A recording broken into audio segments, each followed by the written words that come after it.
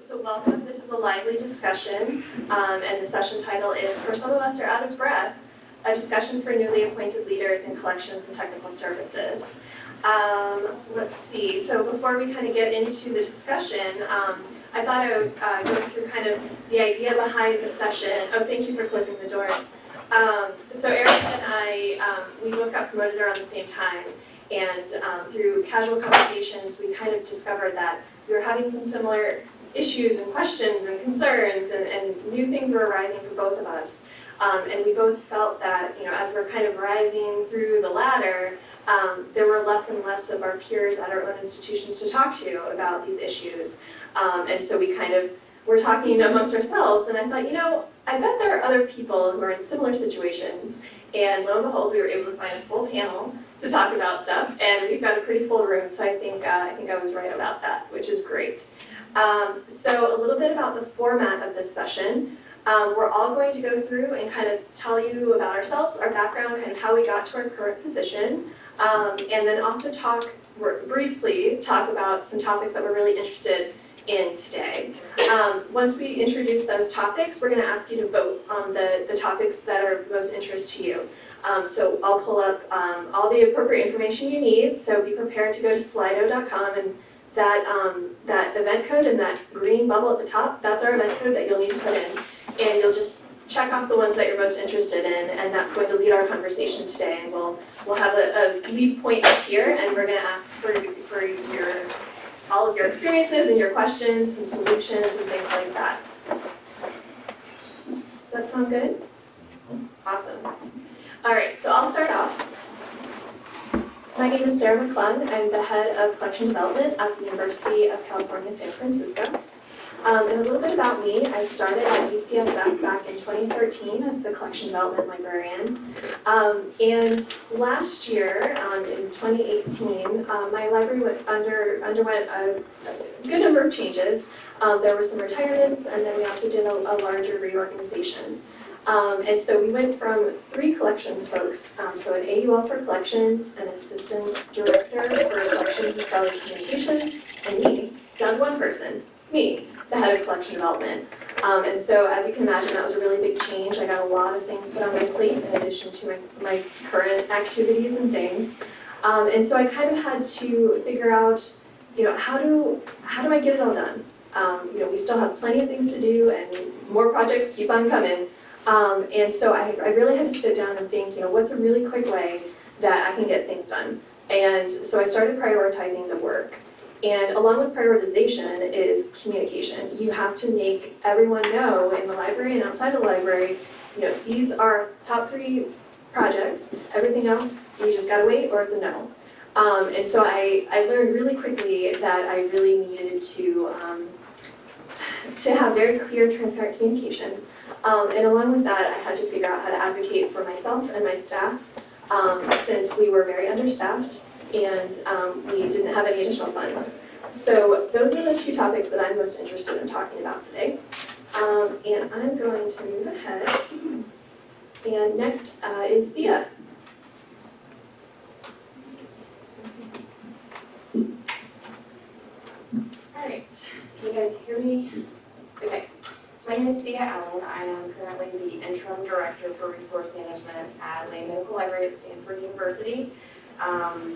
Up until this point, I've been working in libraries for about 12 years, and I bounced around about every 2 years with different sorts and amounts of supervisory experience, mostly supervising people's work, not really supervising the person and the people doing the work. So that had different challenges that I'm going to talk about today. I started working at Stanford about 6 years ago. I was hired as the metadata librarian, and I supervised 1 part-time person. 3 years later, I became the metadata manager, and that increased to 1 full-time person and 1 half-time person.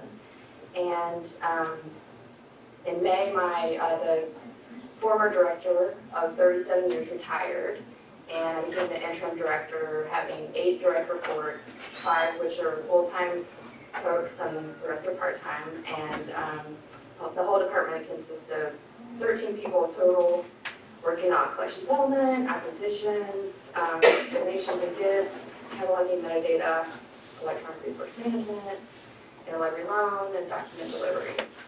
So it's been an interesting couple of months.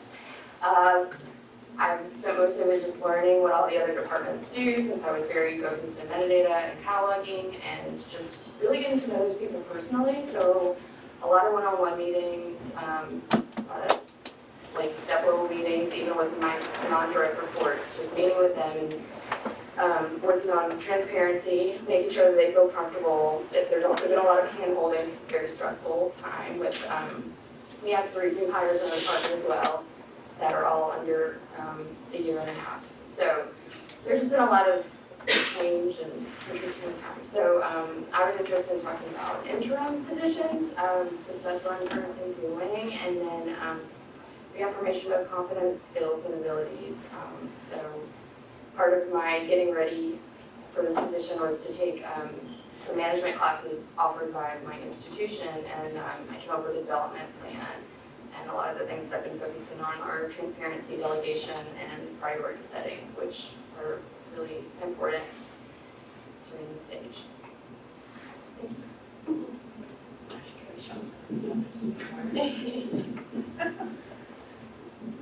We probably could line ourselves up in a certain way. Okay. I'm timing myself. All right. Okay, so I'm Jessie Hoagland. I'm the Assistant Director for Resource Management at Emory University in Atlanta. I always have to explain that in that I am 2/3 the head of technical services. 3 teams report to me: the electronic and continuing resources team, the cataloging team, and the metadata team, which is non-MARC. So I've been at Emory almost 6 years, and I started out there as the head of the ECR team with 5 direct reports. And then a couple of years ago, our head of metadata services left, and I thought we would replace her. As is, MARC, the metadata services used to include MARC and non-MARC, but my boss had other ideas, and so he came to me and said, we want to create this new position of assistant director, and you'll do that, and then the 3 will break up MARC, cataloging, and non-MARC, and those 3 teams will report to you. So it took a little bit of time and effort to do that. We replaced my previous position first, and soon, like next month, our new head of cataloging will start. We have a head of metadata already, and so I will have 3 direct reports and 15 indirect reports under them at that point.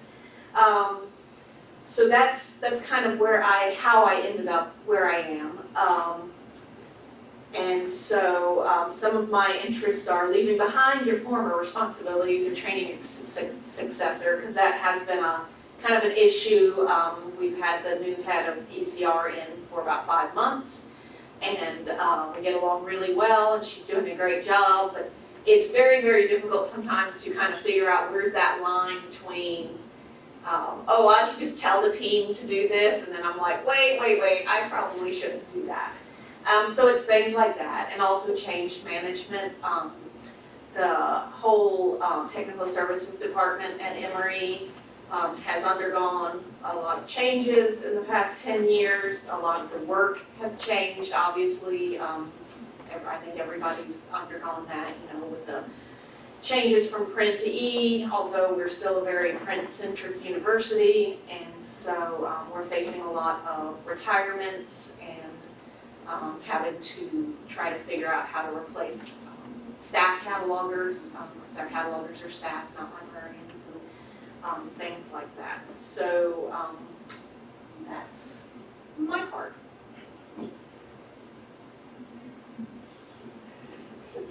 This way. I think we need to take it out of the stand. Hi, I'm Erica Johnson. I'm the Associate Dean for Technical Services at the University of San Francisco. I was promoted into that position about 1.5 years ago, but I've been at the university for about 6 years previously as the head of acquisitions and collection management. My situation is rather similar to Jessie's, in fact, that I had a position for some time. The dean decided that he needed a second associate dean position. This job had not existed before, so we made it up, and I was fortunate enough to be moved up into it. But I have also had the situation where we didn't hire another head of acquisitions and collection management, so I'm still wearing that hat. Have added several new direct and indirect reports. I went from 5 direct reports to about 15 direct and indirect. And my portfolio includes acquisitions, collection management, e-resources, cataloging and metadata, and digital collections. So I had to get up to speed on a lot of things very quickly. Still working on that. So my areas of interest today for discussion are leadership versus management. When you go from sort of internally focused managerial work to a more outwardly focused administrative role, for example.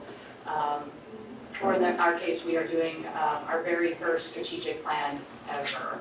And so inspiring people and leading them through this process that is challenging and new to us and is raising a lot of questions, and getting people to understand why this is important work and it's not just work for work's sake. And then, of course, I would love to hear from other people about the pros and cons of internal promotion. On the one hand, hey, I didn't have to interview. On the other hand, you're not leaving other work behind, and there's a lot of, I don't want to say baggage, but kind of like that comes with this, right? You take a lot of things with you, and you know the players for good or ill. So anyway, those are the things that I'm interested in hearing from you all about today.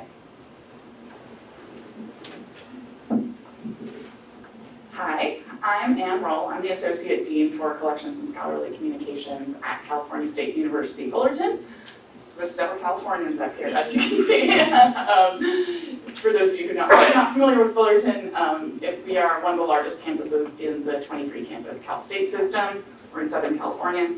I've been in my current role for about 1.5 years, much like Erica, but I've been at Fullerton for about 7 years. I originally came in as the collection development librarian. I also had a 2-year interim stint as the head of collection and processing services, which is essentially the head of tech services.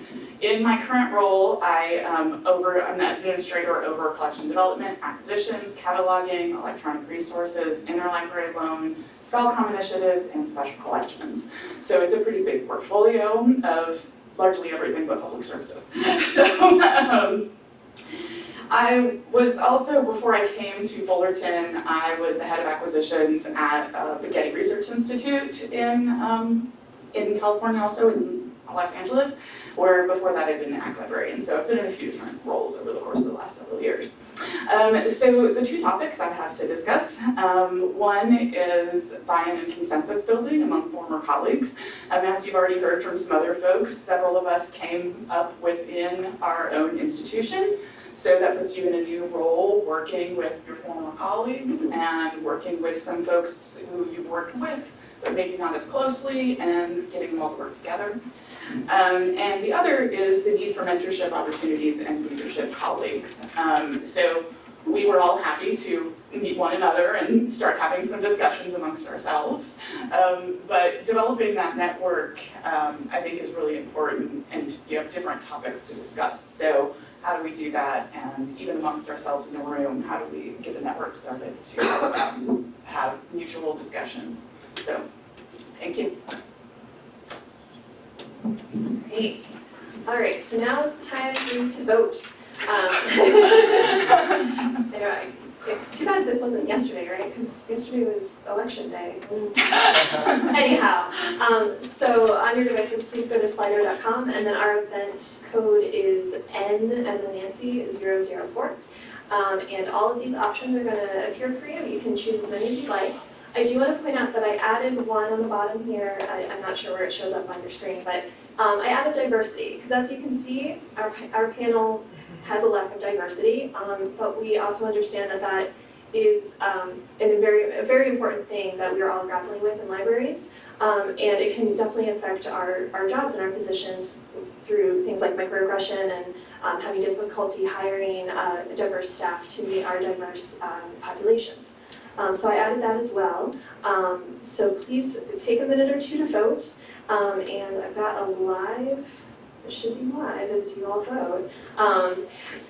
It should update as you all vote. And we'll pick the most popular topics and take it from there.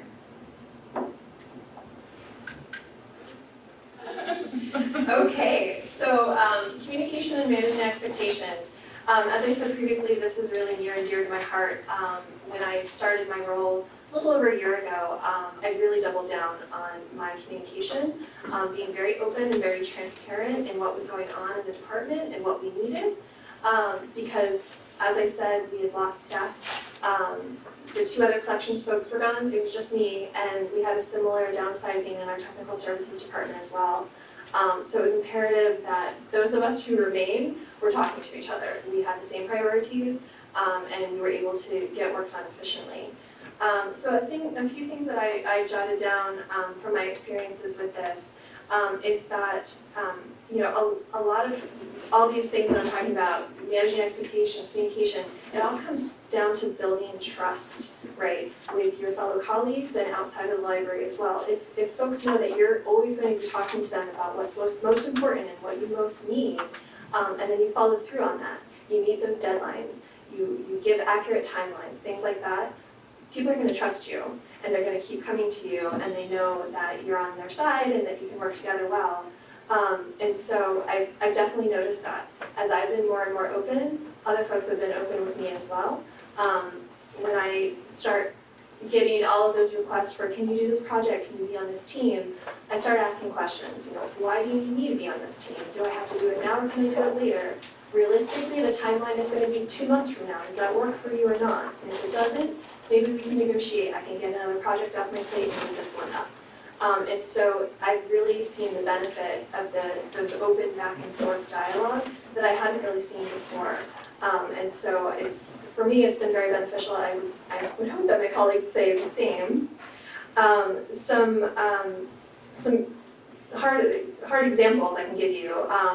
When I stepped into this role, the budget was a little nebulous, I should say. Nobody really could tell me the numbers and why they were the way they were and things like that, and it just kind of got passed down to me in this very nebulous way.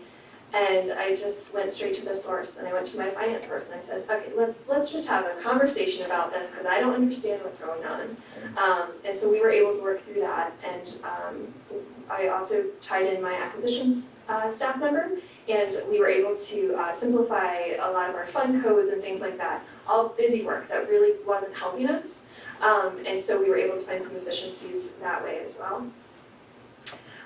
So I'm going to turn it over to you all, and I would love to hear about some of the challenges that you have at your institutions in terms of communication, what are the stumbling blocks, or even some great solutions in terms of opening up the dialogue to get things done. Love to hear from you. Yes. Hi, I'm Chris Boyd. I'm the head of technical services for Gulf Coast University, and I find it problematic managing up as opposed to down, because your boss has sort of like to say so over what you're going to do and when, and I feel like she thinks I'm just sitting in my chair twiddling my thumbs until her next directive comes down. And I don't like it, so I like your advice. Thank you. Yeah, I've definitely had to manage up as well. Sometimes it feels as though my supervisors have forgotten all the projects they put on my plate, and so when they come to me with another project, I remind them, well, these are the current priorities. How does this new project fit in? And I've kind of stopped being timid about that, and I've taken more direction. Yes, Shane. I just wanted to offer something that has worked for me. So I'm the director of the library, and I report to the provost. And for me, managing up with her required that I start preparing an agenda for our meetings so that she could see what I was working on, but also know what wins we had celebrated as a library, but also what challenges and barriers we were facing. And so that is how we focus our meeting, and that the way she expects it. So I send her here's all good things that are happening, here's some things I'm having issues with, here are things I need your help with. And that has helped her know what's going on at the library, but also it has allowed me to like really pinpoint and get her guidance on things that that I really need her input on. That way because if I don't do that, then she reaches down in the library and figures out stuff on her own and stuff I might not want her input on. And so it focuses the conversation. So it worked for me, so it might be something that you might try as you're managing up with your supervisors. Yeah, no, great, thank you, Shannon, that's a great point.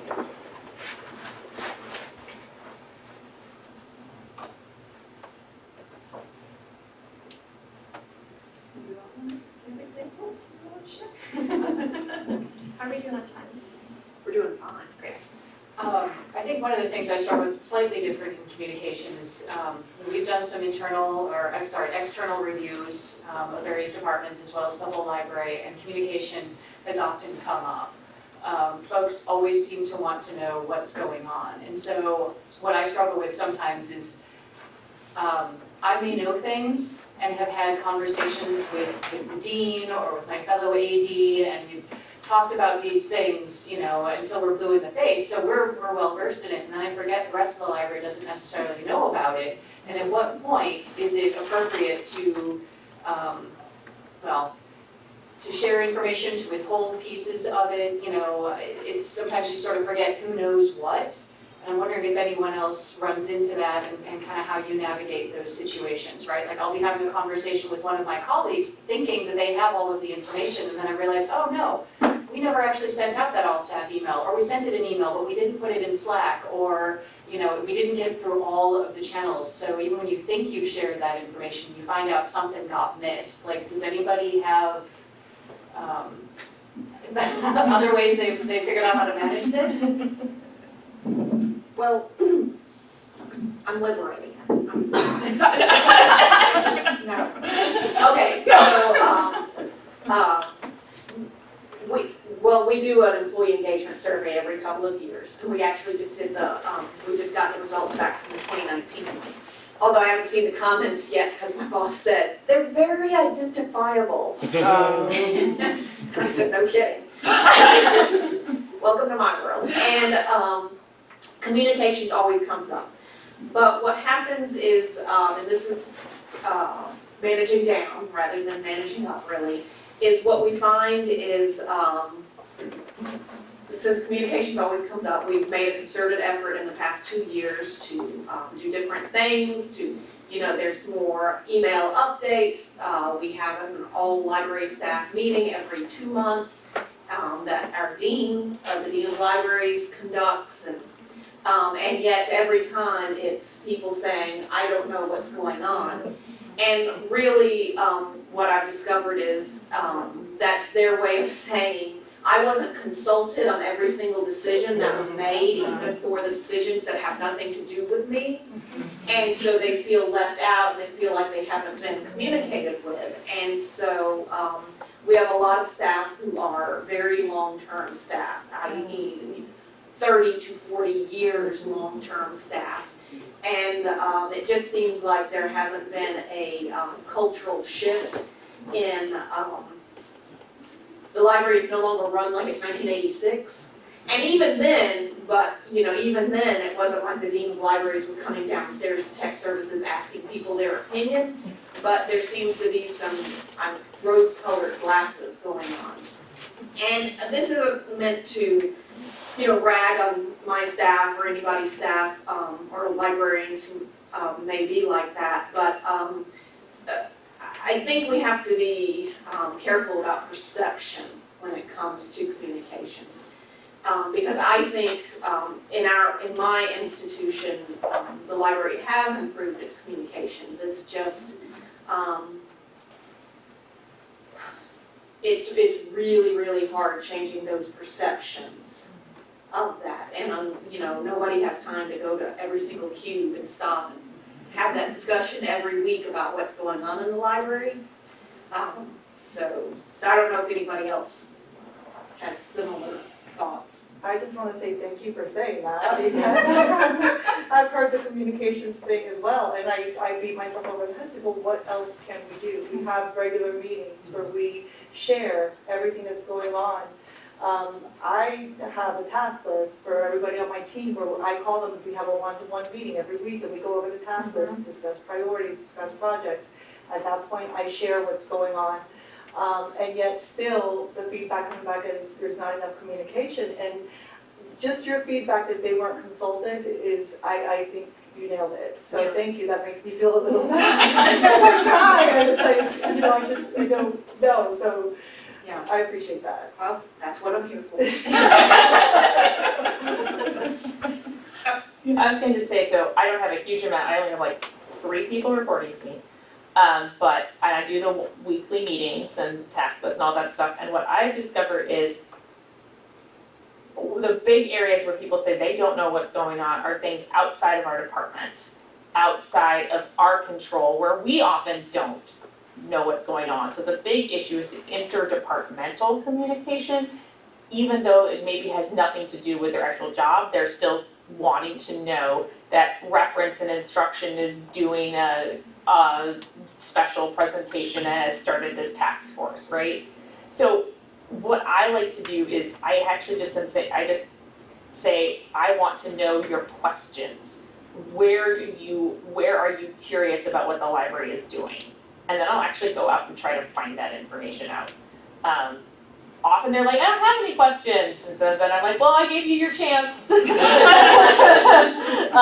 But like, just so I feel like I'm doing due diligence. But yeah, interestingly enough for us, it's our biggest thing. It's not like what the dean's doing or what the administration's doing, but it's what is happening in special collections. They just want to know kind of what's happening in every department, which is a very hard thing to keep track of, and has actually been a broader thing that we've been talking about in our library of how do we keep everyone up to date on what all the departmental initiatives are at a library that serves 19,500 students and has something like 70 to 80 staff. So. When Jessie mentioned the all-staff meeting, that kind of reminded me of a question I have, and I'd love your input. So we also have an all-staff meeting about every other month. And every time it rolls around, I'm like, I should really put together a presentation and give an update on what's going on in collections. But a lot of the work that we do in the same technical services is very cyclical, right? It's renewal season, it's the end of the fiscal year, it's a lot of the same. And so do they want to know, well, we ordered 50 books last month, or, I honestly don't know what they want to hear. And I think a lot of times when I do bring up that type of information, you can kind of see the eyes glazing over and, oh, okay, anyhow. So I'm trying to think of, an engaging way to kind of give an update that's not doom and gloom, right? Like I feel like a lot of times, a lot of our communications are, well, we're getting rid of this, we're getting rid of that, we need to make space for something else. And I'm trying to balance that out and try to, come up with an engaging way to tell folks like, yeah, we're here, we're working really hard, without the eyes glazing over. So does anybody in the I'm talking awesome. I mean, so our all-staff meeting situation, I think, is rather unique in that we have an association called the Association of Library Employees, which is everyone. So there's always a faculty chair and a staff chair. And so those meetings are not led by the dean, they're led by those 2 individuals, and the dean gives an update at each of those meetings. So it's kind of, it's done by the faculty and staff, so it has a different type of format. And this came out of that a few years ago, there used to be just the Library Faculty Association and there was Library Staff Association, and they realized this makes a lot more sense for us to be working together. We work together all the time. And so I think that aspect of it has been really successful.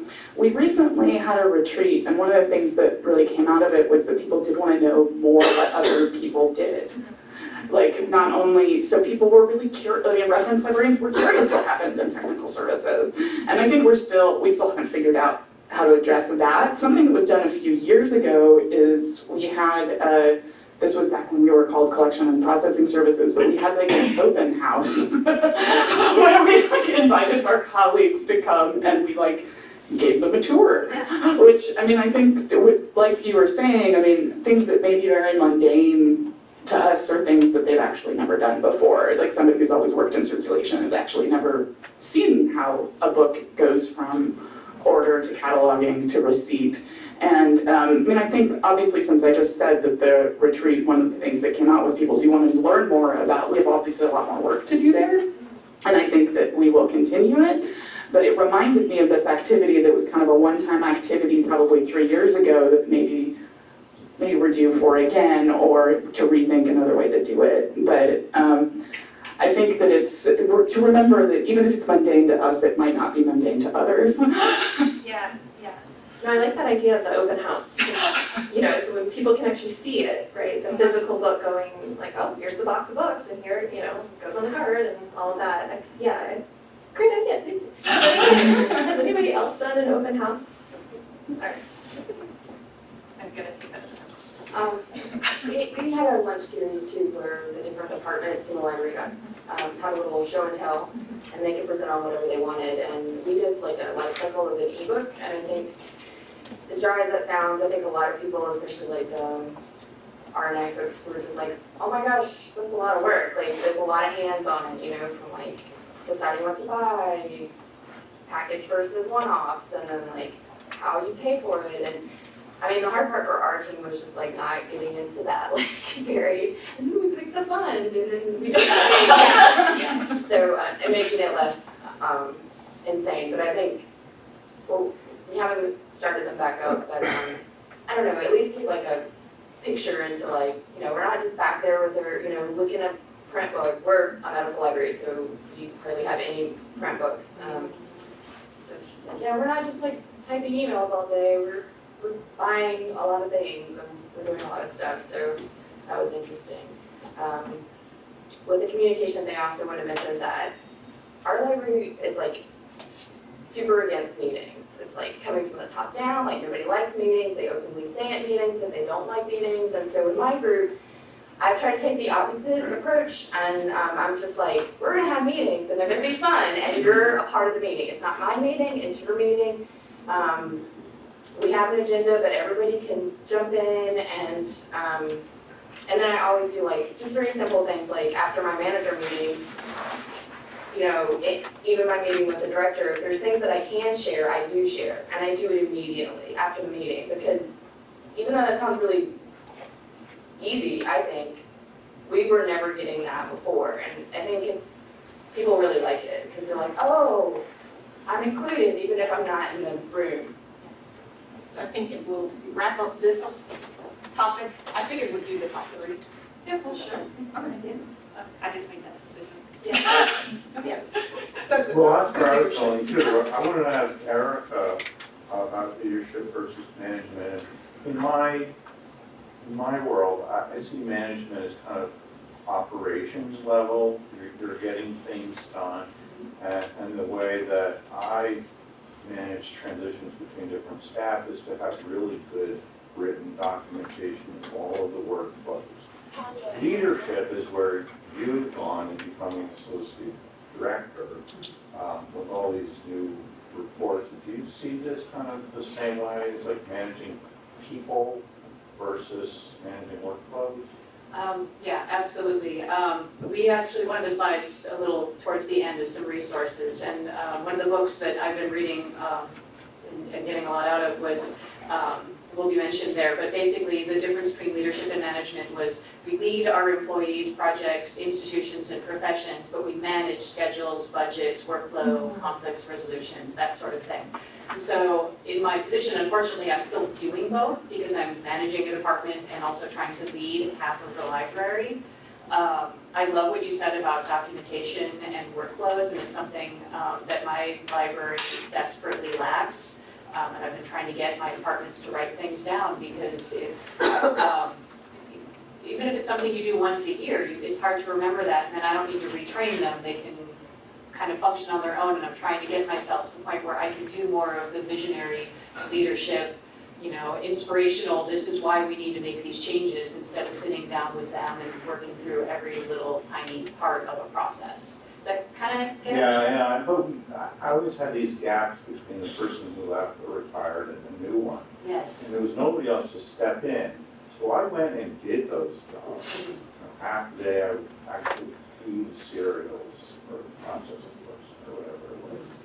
And it really helped because I could take the documentation which sucked, putting it up to date and put it in my own words, and I would tell the new person, put it in your own words, you know, it should make sense to you, you're the one who's doing it. Right, and this is just like being in school, you take the notes, you retain it better, right? As opposed to just do it and it's done and you don't have to think about it. So yeah, documentation is really huge. And I think for me, one of the questions I had for all of you was, we reached our leadership positions by being good managers, right? We're known for being the folks who can get the work done, either ourselves or through others. But what does getting the work done mean when you're in a leadership position, right? I am not the one paying the invoices, ordering the books, doing those things anymore. My job has changed.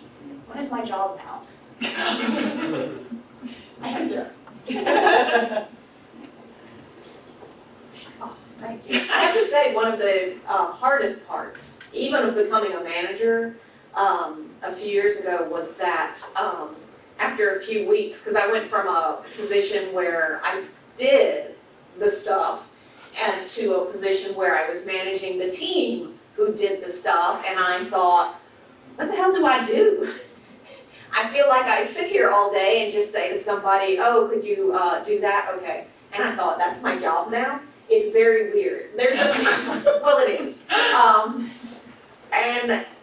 Well, because I've been in my previous position like 9 years, and so you get used to it. And so I think, though, that's part of it, of the difference between leadership and management. It's I consider myself a manager and a leader because I don't think the two things are mutually exclusive.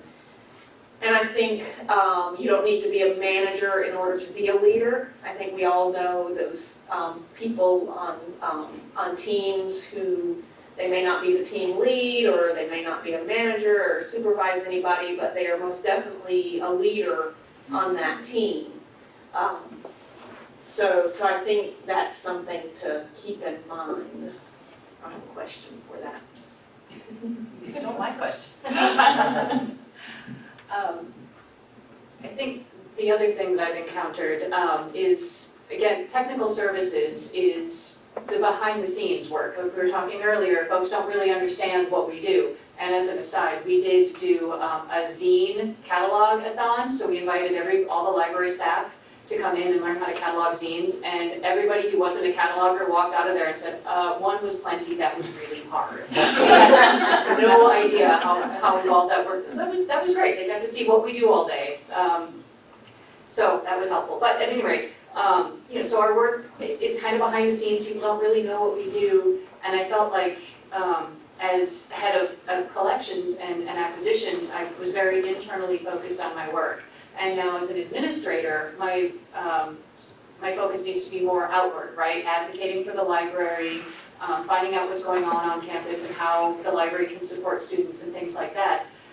So again, I'm going to ask you all a question. Have you ever had to quickly build up a network or get up to speed on politics outside your library, and how do you go about doing that?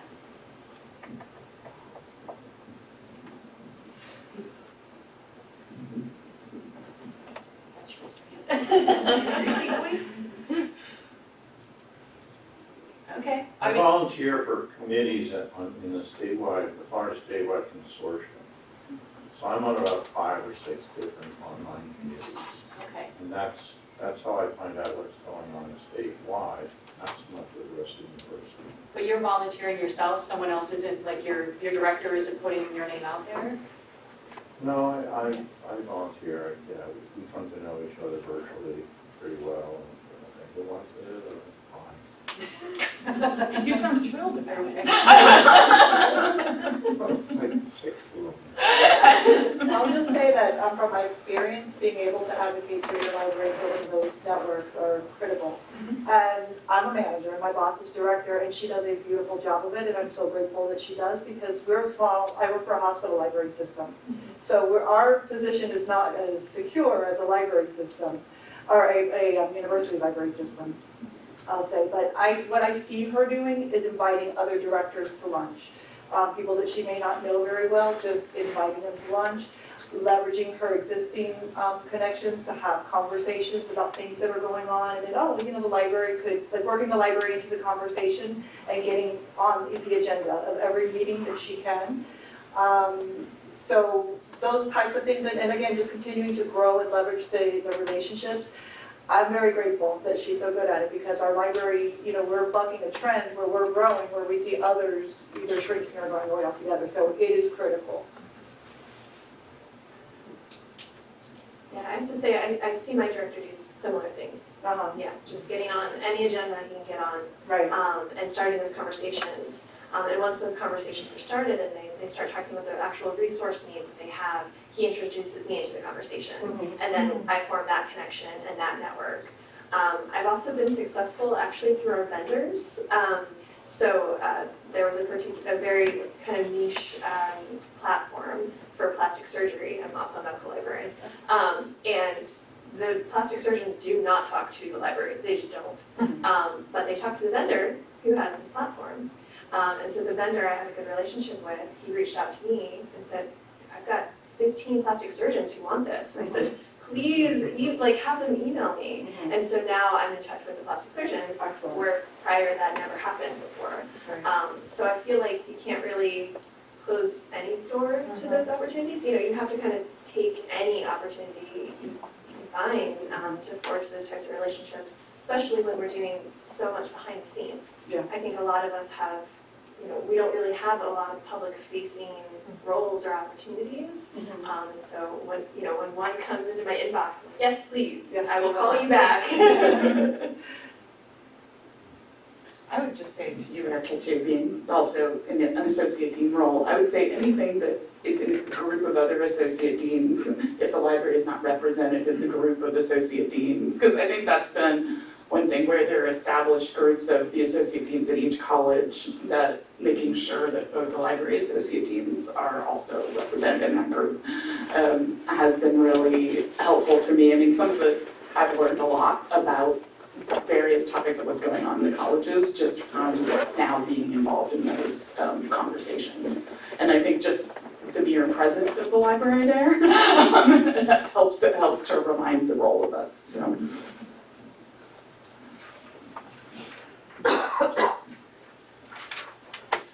So like half of you voted for this topic. What do you want to talk about leadership versus management? I mean, I don't want to just talk at you. I'd love to hear from the rest of you. Like, what are your experiences or your thoughts or concerns about this particular topic? Yes. Well, I don't know that I have any suggestions about it. My situation is I'm not managing anybody, but I'm leading a bunch of people. So, I mean, I'm a cataloging coordinator in a consortium. So there's all these catalogers who are kind of looking to me for, I'm realizing now the term is leadership, that I hadn't even really thought of it in those terms. But I have zero management over any of them. And it's just kind of I'm framing the question differently than I had been before. Very interesting. I think to your point, we're talking about you don't have to be a manager to be a leader and things like that. So yeah, that was oops, sorry. So at my library, we have a head of collection management.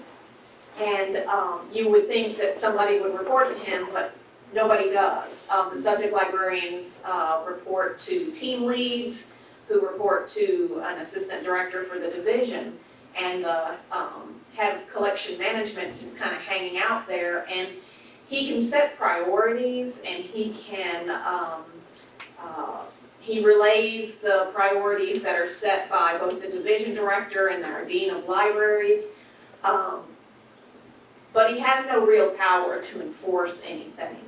And it's one of those tricky instances when you have to figure out how to win friends and influence others. That's really what it is. It's influencing, it's trying to bring people together to a consensus.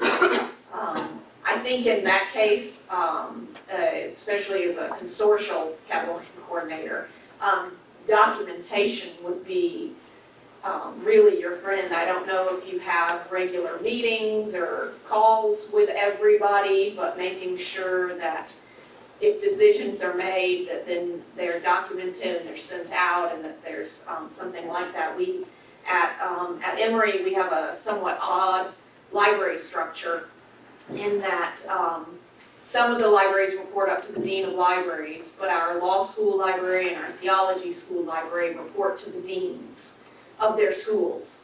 And we all share alma, but so that means that we all have to play well together. And so, for instance, we have a cataloging and authorities working group that meets every few months, and we try to make sure that we're all using alma the same way. And one of the things that we're doing now, because I'm chair of that committee for whatever reason, and I tell everybody I'm a terrible cataloger, sorry, because I'm all about if the user can find it. You know, if I break a rule, but the user can find it, I'm good.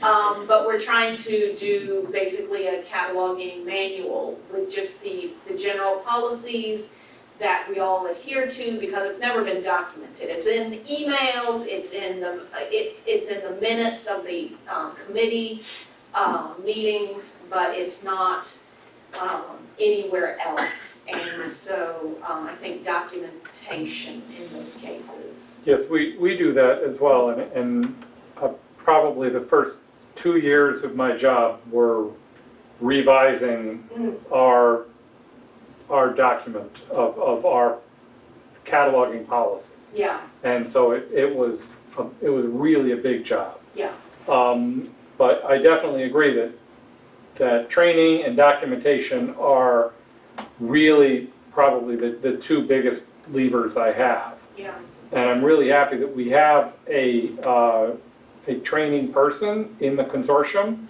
whose job is to create documentation and do training. And so it's very valuable to me that if I do a training on cataloging, she'll get a recording of that and create documentation from it. yeah. It's really useful to me. And it's not just about, documentation of how you do something, but why, it's a policy, like for instance, one of the things that's going into our cataloging manual policy, we don't have a name for it yet, is we've all agreed, we all adhere to RDA cataloging principles. It's stuff like that. I can't get that one yet. So, you can put whatever, you adhere to in there, but it's things like that. So we're at about 15 minutes, so do we want to swap to the next one? Sure, that's me. That's me. Okay. So, like others at the table, my leadership positions have been through internal hires. Unlike it sounds like Erica, I did have to apply for my current position, which also means my previous position has been replaced, which is also a different scenario. But even when I was applying for my current position, one of the things why I described why I was a good candidate for this position, was that I have the trust of the staff already. So I would have some skills with being able to have conversations with them, being able to build consensus. So that's an advantage of being in the position of knowing most of the folks you're going to be working with. And so I hoped that would mean that everyone is more comfortable speaking in open groups. I also, no matter how you feel about meetings, I like meetings, as long as they're productive.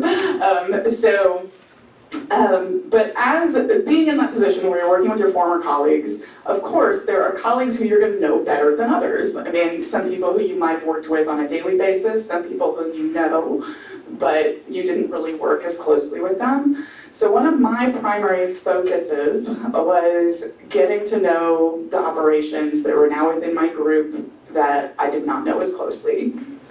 So in my case specifically, that was interlibrary loan. They had previously been in access services and then were incorporated into my group. So I've gone to more interlibrary loan conferences in the last year than I have in the rest of my career combined. So I think gaining my own knowledge in the areas that I didn't know as much about. And then part of my job, which I feel like is being a leader rather than a manager, is making those linkages between the various groups within my unit of how do we work together and how do we have a centralized vision, even if, again, the management aspect is what details are we going to follow, how are we going to get there.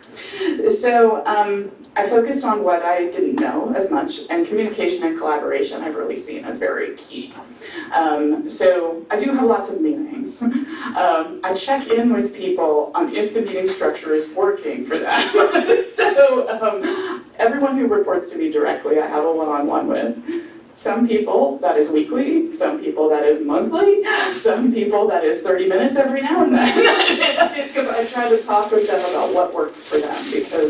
And I really appreciate what the director in the back said about bringing an agenda, because some people already do that themselves when they come to me, which I think really helps us have useful conversations.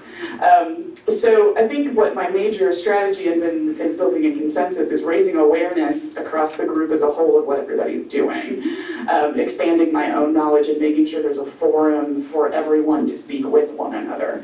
And I think that being an interim person, I did come at an advantage with that, but I had to be very aware of what I didn't know and what my gaps were, I think, because it could be easy to start with what you know and who you know, and focusing most on that. But bringing in the folks who you don't know as well and their ideas has been a strategy for me. I've also tried to focus on the areas where I'm not needed to be physically. Sorry, I'm looking at Ilda, Ilda's our great electronic resources librarian, who's in my department. There was a point where I realized as a leader it was my role to have the vision and keep everybody in line with this vision. How it's done is not of as much importance to me. I care about giving the individual managers and coordinators the power to figure out how it's done. So we started having these workflow groups, which I do not attend. I've said, if a different person leads it each time and talks about a different topic, and I'm kept informed of what's going on, and I follow up with them. But I want them they're the ones who are going to do it, and the people they work with are going to be doing it. This was actually a strategy I learned about. This was the other topic, which we're not going to get to because people didn't vote us for it, but I'm going to talk about it really quickly anyway. One of the things about leading with developing a community is I attended the American Association, or my Association of American State Colleges and Universities Emerging Leaders Program this past summer, which is ASCU for short, if you want to look them up. It's an association specifically for state-funded public comprehensive universities.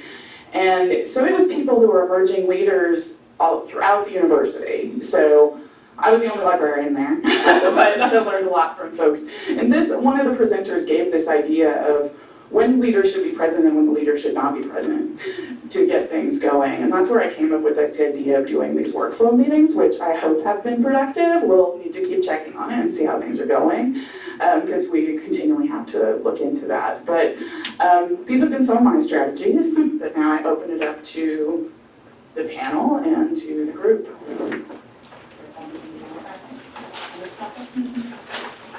Oh, yeah. I'm kind of in the same situation that you're in. I've worked many years in technical services, and in January I became head of tech services. I was a cataloger. How, you kind of halfway answered my question, but how often do you find yourself having to have meetings? Do you have meetings with your entire staff more, or do you have it with the group that you actually don't know a lot about?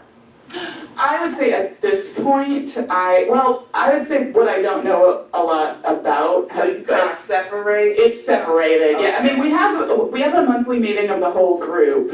And actually, just our last meeting, I checked in with everybody and I was like, I've noticed I don't want to just be talking at you and updating you at this meeting, so is this useful for you? What do we want to keep doing? And they decided they wanted to do a round robin and just everybody updates each other, which ended up being nice. But I would say the areas I don't know, I've learned about from the one-on-ones.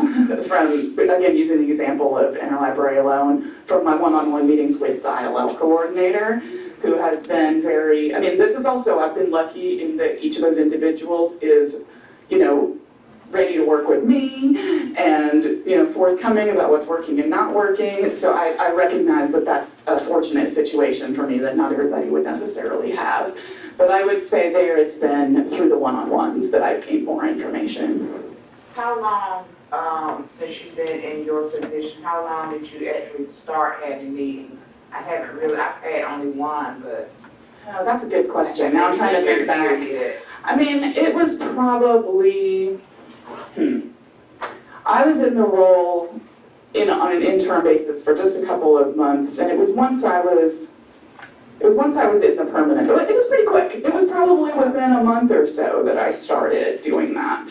Like I said, I've changed it, and I've changed frequency because I think, especially the individual meetings, different people just have different needs. And so I try to constantly check in because I don't ever want to have meetings just for meeting's sake. Yes, that's why I haven't had. Yeah. And as soon as it gets to that point is when, but I want to have a forum where people can talk to one another, but if they're not working, then we need to consider if we need to do something else. So if you moved up to supervising somebody who used to be your peer, and do you feel any resentment or coming from them as a result of that? Yes, I supervise people who were my peers. But maybe I have rose-colored glasses, but I haven't felt resentment there. I mean, maybe it's that there was. Well, the media. Yes. I could see how it could be a different situation if others were interested in this position, for example, which was not the case in my situation. I had worked very closely, and I was already a more senior person than some of those other folks were. So yes, I have. But I think that, again, if I keep going back to the whole management versus leadership, but even I think already when I was in a librarian position, I did have some leadership roles, which was to my advantage before coming into this position. So people had already worked with me, were thinking of me in that capacity, I think.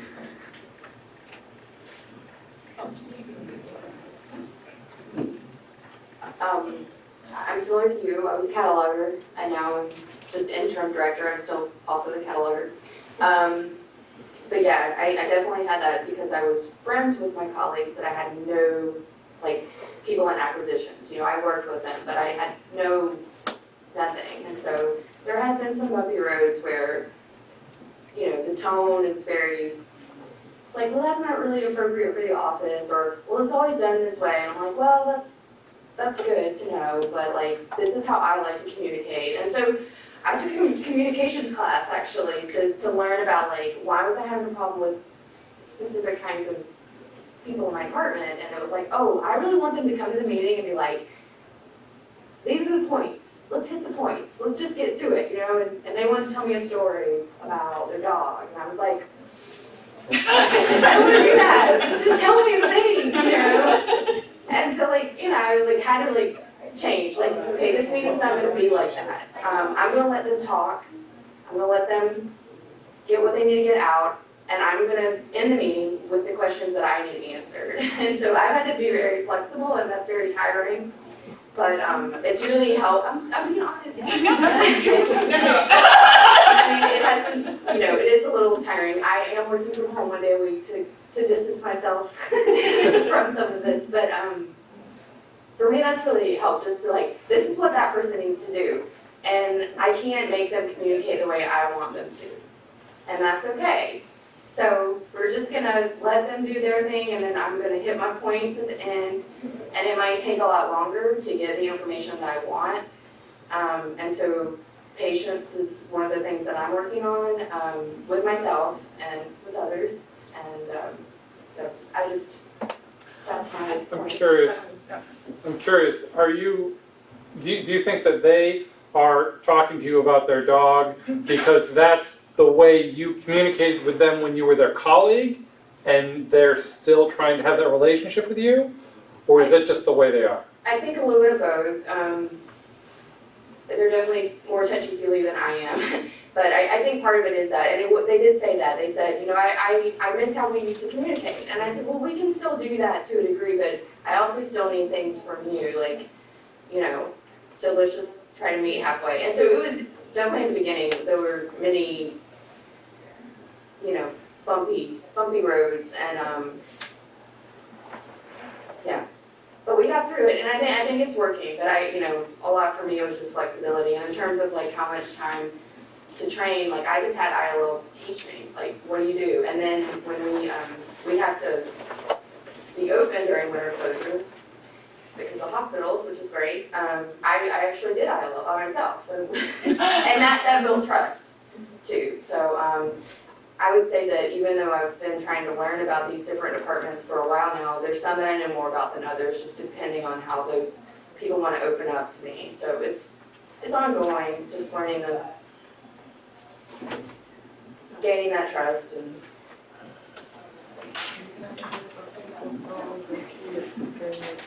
So my staff doesn't want to talk to me about their dogs, because they're all involved in rescue, and they all try to get me to take a rescue dog, and I think I've run away so much that they know not to ask me anymore. But for my staff, and if you ever run into them, this is a safe space, and what happens in Charleston stays in Charleston. They being recorded. Yes. And some of my staff, I'm sure, will look this up to see, but mine is they're sometimes very stuck on slights that occurred years ago. Like 1996 years ago. And I think they trust me, but I realized there were some problems because they would tell me, you know, they'd be complaining about, you know, something that happened, and I'd finally say, when did this happen? When was she rude to you? 1995, and I would say, okay, let's all remember in 1995, I was in 10th grade. And they would get very angry. And so, because not a touchy-feely person, because I'm like, it's work. I don't understand how feelings, it's work. Leave your feelings at home, please. And so it can be very, very difficult when, because you know, when you go to an interview and they say, what's your management style? And I think that's a terrible question because it's not so much about me, it's about the staff. If one staff needs this, then I need to be that for them. And if another staff member needs something else, then I need to be that for them. And so it makes managing and leading very, very difficult. And we're at 15 minutes, but I think we have 5 minutes left. So, Yeah, anytime? yeah. Oh, people are saying. I saw your hand first. You mentioned that people not getting over slights and things that have happened in the past, and so I'll say, one, as a director, I have to be touchy and feely all the time, because otherwise I don't build people's trust if they can't talk to me about their kids or their dog. Now I have a dog, so I'm that person too. But what I've found is that a lot of times when people won't let stuff go, it's because whatever hurt or harm that was happened was left unresolved because nobody ever talked about it. And so I would say, just as a manager, you have to deal with stuff now And no matter how difficult the conversation is and how crucial it is, you have to have the conversation, because otherwise, if I think back to all the librarians I've worked with and they've had things where she said X to me 20 years ago, but we never had a conversation about it, and so I'm still mad at that person because they don't know how much they hurt my feelings. And so I would say if someone brings something to you as a manager, to deal with it now and not let it go, because you will get those slights. And then if you overlay something like culture over it, it makes it even worse. And so I would say just have the conversations, and you might not have them. No, I totally agree, and I recognize that that does work. But in some cases, you talk about it, and you talk about it some more, and then they bring it up again. And in fact, in some cases, I had to tell a staff member at one point that she was no longer allowed to mention the name of a former manager, because not only was that manager retired, that manager was dead. And so there was absolutely nothing we could do about a slight that this woman had done 20 years ago, and that it was just time to move on. Yeah, no, if you've addressed it and they still are holding on to it, that's their problem. You've So done I don't want it to, I'm a very blunt person, but I don't want it to seem like I'm telling people suck it up, because I'm not. But no, I get it. I'm very blunt Yeah. and very straightforward too, and I've had to navigate that, because people don't, that I live in the South too, I live here in Charleston, that other people in the South don't always get blunt and straightforward. No, they don't. Yeah. I'm from Georgia. I'm a native Southerner, but I somehow managed to miss that whole Southern gene of talking around. I saw Bless your heart. Sorry. So I'm not someone who is currently managing, but it's something that's on the horizon for me. So what is something that you would wish you to have known or done, or at least been aware of, for potentially, talking about the former colleagues, it's kind of going back to that. Is there something like in your department that you wish you'd been aware of kind of prior to actually taking that leadership role, or the management role, I guess? That's exhausting. I'll say two things on that. I mean, one, knowing that it could be your former colleague. Go in with that mindset already. Know that you are going to have to change the kind of way you're interacting and what you're going to have to learn.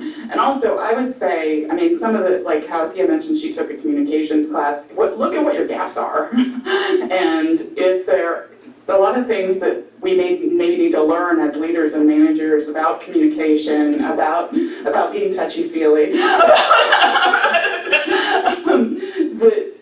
It's good to go a little outside of our field sometimes to learn some of those skills that you may not have, and take advantage of any of those opportunities that either your institution or another association can provide for you, because it's good to recognize what those things are.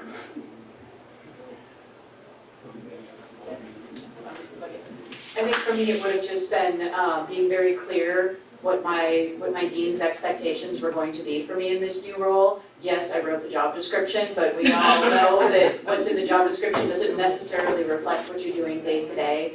So in terms of the meetings and the committee representation and all those other things that have come along with this job, I'm never sure exactly how far outside the library he expects me to go, and how inwardly focused I'm still supposed to be. So I think for me, it was just really learning what it is that my boss wants me to do and what he would see as me being successful in this role. All right, we are exactly at 3:10. So thank you all so much for coming and for participating. We have a list of references here which could also help as you're preparing to be manager. I definitely recommend the blog at the bottom, Ask Manager. Really, Yes. And we're gonna upload these into the Sched thing, so you'll Yes. be able to have them, because it also has our contact information if you have any questions. Yep. I think the other thing that we wanted to make sure was that, You all talk to each other. that you talk to each other, that, we are trying to form our own inter network. We would love to have you do the same, and if you want to give us your cards, we'll have to do that, because we all learn from each other, so. Thank you all so much.